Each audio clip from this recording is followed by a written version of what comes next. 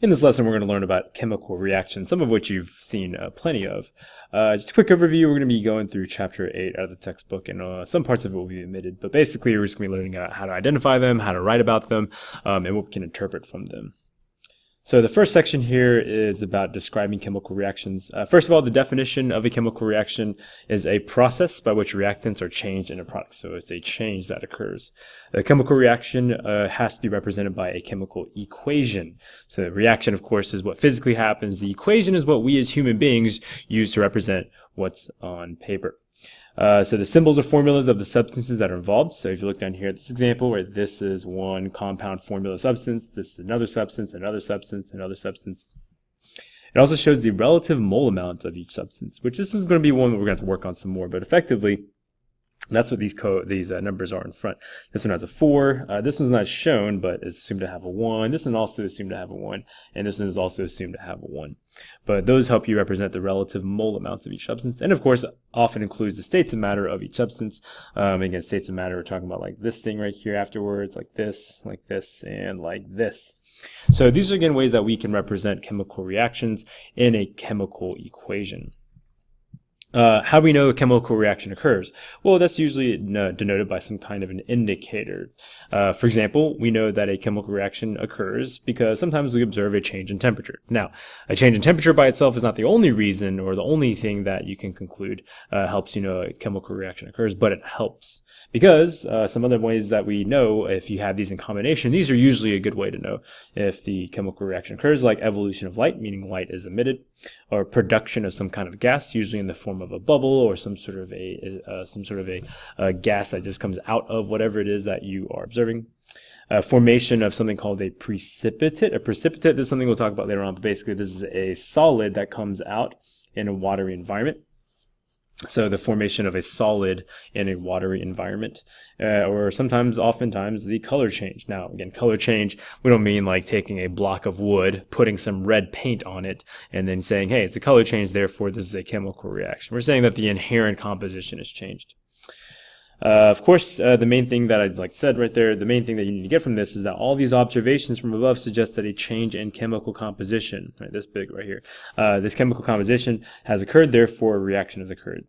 Versus a state of matter change where you have something going from a liquid to a gas, right? Water going from a liquid to a gaseous water is still water. It hasn't changed its composition.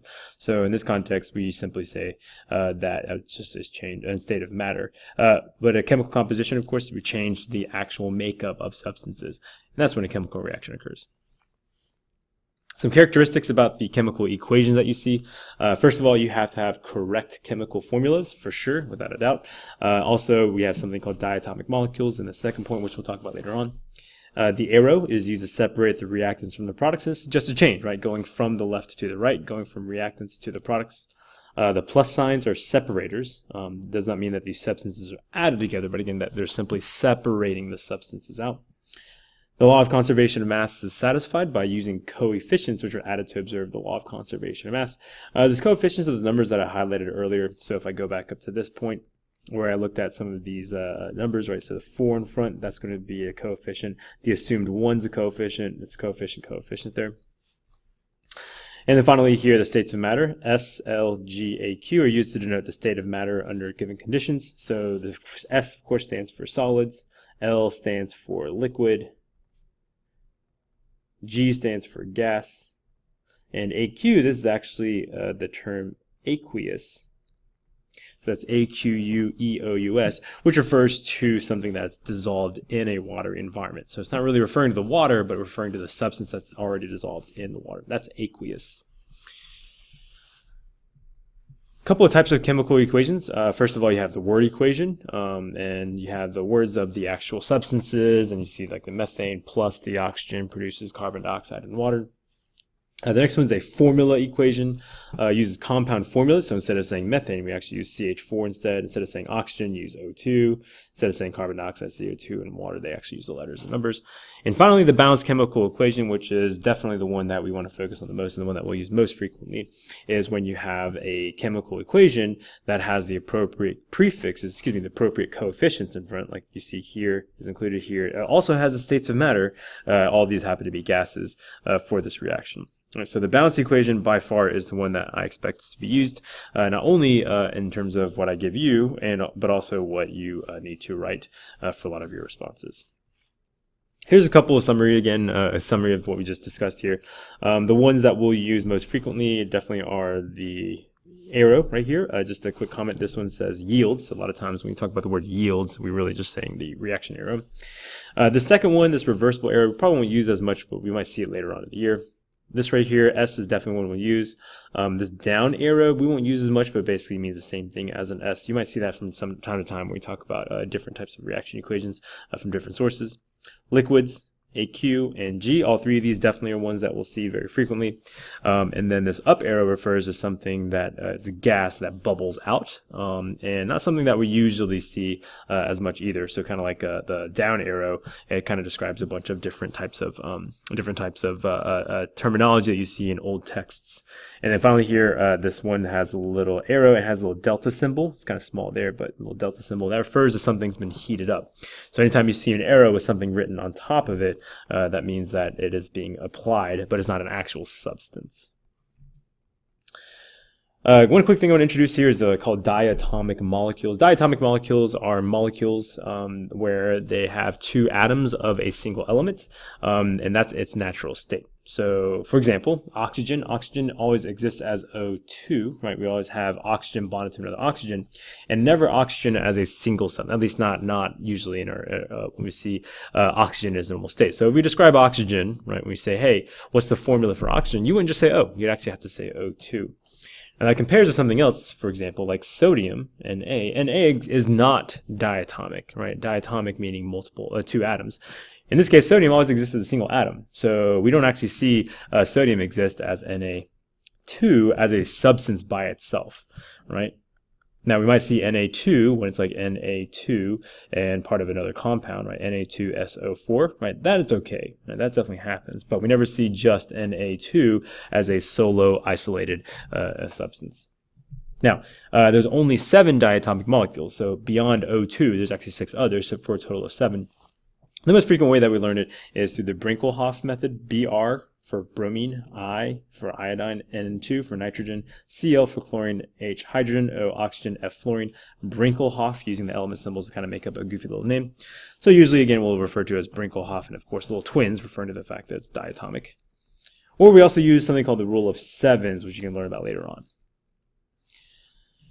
All right, so how do we interpret chemical equations? A couple things you need to know. One, a chemical equation does not tell us that if a reaction and it's written out, doesn't guarantee that it actually happens, right? We can write all sorts of chemical equations, but the reality is that we, again, are humans, and we don't always know that reactions can occur just by looking at it. So we have to find some other ways to happen. It's plenty possible to write impossible equation reactions. It also doesn't tell us how quickly the reaction occurs. So reactions happen at different speeds, and the equations don't tell us that necessarily. And of course, how much energy change occurs. As with most everything else that exists on this planet, there's always some kind of energy exchange that occurs when things happen. All right, finally, let's go ahead and talk about how we balance chemical equations. So this is going to be the key to understanding how, or to being successful for a lot of this unit. So being able to balance the chemical equation is really how we observe the law of conservation of mass as humans, right? So the law of conservation of mass occurs regardless of what we write and what we understand. It's going to happen because that's how nature works. And how we do so is that we're going to use coefficients to make this happen. So let's go and start off with this process. First of all, equations must observe the law of conservation of mass. For example, hydrogen and oxygen gas. These are an example that we're going to use to help us learn how to balance. They can react and it yields water, right? So again, the word, the hydrogen and oxygen, notice how it's H2 and O2, right? Because these are substances that exist as diatomic molecules, and also yields water. So yielding right here, meaning that it has the reaction arrow to form water. So yield, again, is generally the same thing as produces. In this case, again, H2O, you see that H2O, right? This is the compound water, H2O. Water, again, for those of you who might be trying to do this for the first time, might view something like this as a legit thing, making H2O2. But again, that's not exactly what happens here, so we can't make that our product. It has to be H2O water. Then we go ahead and notice that the number of atoms on each side isn't quite accurate, right? So if you look over here on the left side, you have 2 atoms of hydrogen, 2 atoms of oxygen, right? But over here on the right side, we have 2 of hydrogen and 1 of oxygen, suggesting as if one of the oxygens kind of disappeared in this process. That's not okay, right? The oxygen doesn't just kind of magically disappear because that violates the law of conservation of mass. So we again have to represent this in a way that makes it legitimate. So once again, I cannot simply change the composition just by doing that, right? That's not a way that we can make the numbers of atoms on each side match. So instead we have to use coefficients to make that happen. So right here on the left side, we have H2, right? We're going to throw a coefficient of 2 in front, right? So what this means is that now I have a total of 4 hydrogen atoms on the left. On the right side then, if I look at this, I can throw 2 as a coefficient up front here, and what happens? Well, again, 2, right, with the 2 hydrogens here, that also shows you have a 4 hydrogens on the right side. So 4 hydrogens on the left side, 4 hydrogens on the right side. Law of conservation of mass is observed because it's not like, again, we just made hydrogens disappear or made hydrogens disappear. For oxygens, let's take a look. Right, oxygens, we have O2, so we have 2 oxygens on the left side now. And here, right, 2 applied to H2O, so we have 2 of these. So that makes this, again, have 2 oxygens as a whole. So based on the coefficients that we throw in front, we now have a balanced chemical equation. For those of you like a little bit more of a visual, this is kind of what we're talking about here. So the left side, this is kind of corresponds to all of this right here, right? Whereas this corresponds to this image. Where if you go through and you count them out, right, on the left side, you have 2 H's, you have 2 H's here. But then for oxygens, you have 2 of them here, and all of a sudden there's 1. That's not a valid balanced equation. And so we want to write it out so that we do have a balanced equation where all the atoms are accounted for. So to do so, we have to sort of almost like add a couple of extra to make sure that they can match and balance on both sides. Same thing with the oxygens. You have 2 here and you have 2 there. So that's what the coefficients are supposed to represent, that we have multiples of these and we do enough to make sure we have the most basic fundamental equation represented. So how do we make this happen? Or at least what are some rules? One is to make sure you don't ever change the actual identities of the substances once you have them correct. So we have hydrogen, we have oxygen, then we're supposed to make water. So don't try to make it balanced by just throwing a 2 on there, because this actually changes it to hydrogen peroxide, right? That becomes a completely different substance. Another thing is that you have to use whole numbers. So I could have also tried using a coefficient of 1/2 right here, because what would that do? Well, that'd give me 2, that'd give me a half, so that'd be 1 oxygen, so 2 hydrogens, 1 oxygen, and that's what you see over here, 2 hydrogens and 1 oxygen. But again, that's not valid. We're not using half coefficients or fractional coefficients. And finally, we only use the lowest whole number ratios. So another valid example here would be using a 4, a 2, and a 4 coefficient. Well, again, if you go through and count them out, right, this would be 8 hydrogens, that'd be 8 hydrogens. That'd be 4 oxygens, that'd be 4 oxygens. So yay, the thing is balanced, but unfortunately that's not the way they represent these. We want to use the lowest whole number ratios to balance those coefficients. So here's some examples of how this is done. Now, I want to kind of point out that this, again, is going to take a little bit of practice. There's some strategy to this that you can kind of figure out. But let me go ahead and just isolate a few things. One of the things that I like to do is underneath the arrow, I like to sort of write out the identity of each substance and then kind of count them out. So that's what I'm going to do first with this one. So I'm going to go through with the zinc here. I'm going to have H here. I'm going to have a Cl here. So as I go through this, I'm going to see that my zinc on the left side, I can count them out, right? On the right side, I have a bunch of H's and Cl. So I'm just going to count these out. So zinc on the left side, let's do this in blue. I have 1, 1, and 1 in each of these. Z and Cl2 on the right side, I have 1 zinc. I have, 2 H's, and I have 2 Cl's. So I can see that right here, I'm already deficient on my numbers of H's and Cl's. And so as I do this, one thing I'm going to go ahead and notice is that I'm going to try to sort of alter zinc and H2 maybe last, right, before I try to add any coefficients to that. Because, well, again, what happens if I add a coefficient of zinc is I only change the number of zinc, right? But if I add a coefficient in front of any of these two, let's say I add 3 in front of zinc, that means I change both zinc and chlorine. So I end up changing multiple things, and you want to make this work out to where you can just change make it as easy as possible. So to do so, I want to make sure I save the zinc and maybe H2 as one of the last things to try. Now, if you look at this, right, I'm kind of deficient on my H and my Cl because my right side has 2 of them, my left side only has 1 of each. So where can I change H and Cl? If I look to the left right here, HCl, well, what if I add a coefficient of 2 in front? What's that going to do? Well, now it changes my counts to now have 2 and 2. So actually, it turns out that's a pretty quick and easy way to make that happen. Right? So it works out for me. Now, the second one here, number 2, this one's HNO2, MgOH2, and so on and so forth. So let's go and try this out. Some of you might find that it actually might be, again, a little bit easier here, again, in terms of strategy. Not to always write everything out, but instead, let's try this out. What if I wrote it first as H, you see right there? And instead of writing out N's and O's every single time, what if I did NO3 together as a grouping? Now, why do I do that? Well, because first of all, I know that this is nitrate, which is kind of one of those things that makes those polyatomic ions more useful. But also, I see that nitrate appears over here unchanged. It's the exact same NO3 on both sides. So I can kind of get away with this by, instead of breaking it up, I can just have NO3 here and NO3 here, and then that's basically it. Right? That effectively takes care of all of it. So I don't have to worry about breaking down the N's and the O's individually. What about the next thing? We'll have Mg, so go ahead and do an Mg right there. That's Mg, and I'm not going to make this, again, O's and H's separately, because once again, over here, there's some strategy I can use here to make that OH as well. So I'm going to try and use OH here instead. So the four things, excuse me, the three things, the four things I'm going to try and balance here are H, NO3, Mg, and OH. Now, one thing I'm going to kind of do, and this is something you can do sometimes with this H2O, is that really this is kind of like the same thing as writing HOH, right? You've seen this written before, right? You know that molecules of H is an OH or whatever. So water looks like that. So then if you kind of sort of change it and sort of view it like this, so this is a bit of a strategy you can use for water, is you can view it instead as H and then OH, so that you can sort of count them out where this corresponds to the H here and the OH here corresponds to this.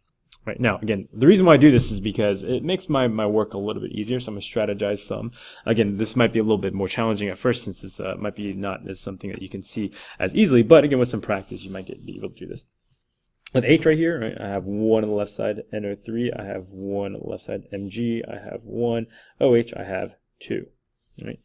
On the right side, Mg, I have 1 of those, NO3, right now I have 2 of those, H2O over here. All right, so again, instead of viewing as H2O, I'm just trying to view as H and then OH, so 1 H and then 1 OH. So let's go and start trying some coefficients out. In this case, we don't really have any that are left by themselves, like there's no single isolated elements, so I'm going to have to kind of play around a little bit and see what's going on with my with some things here. So, I mean, my NO3, right, nitrate NO3, I have 2 on the right side, 1 on the left side, so I know I'm going to have to probably double this one. So let's add a coefficient here, and that changes my 2, that changes this to 2. All right, what's something else I have to address? Well, it looks like my hydroxide, my OH, I have 2 on the left side, but I only have 1 on this side, so I probably need to try to address that as well. And then my H's, well, hey, what do you know? Right, this one's also deficient on the right side. Right, so what if I added a 2 in front there? Well, again, that means 2 H's and 2 OH's, so now I have 2 here, I have 2 here. And so, basically, at this point, I have 2, 2, 2, 2, 1, 1, 2, 2. I have a balanced chemical equation. So for this one, the strategy is a little bit different. You're going to have to view these first as probably groupings of atoms, no longer single ones. But also, it might be helpful if you sort of, kind of viewed water sometimes as having HOH rather than just H2O. Now, again, sometimes that helps, sometimes that doesn't. But this is an option that you can try from time to time. Okay, all right. You see 3 and 4 here. Both of these are going to be ones that you can try out. So I'm going to leave you to it. Okay, that'll do it.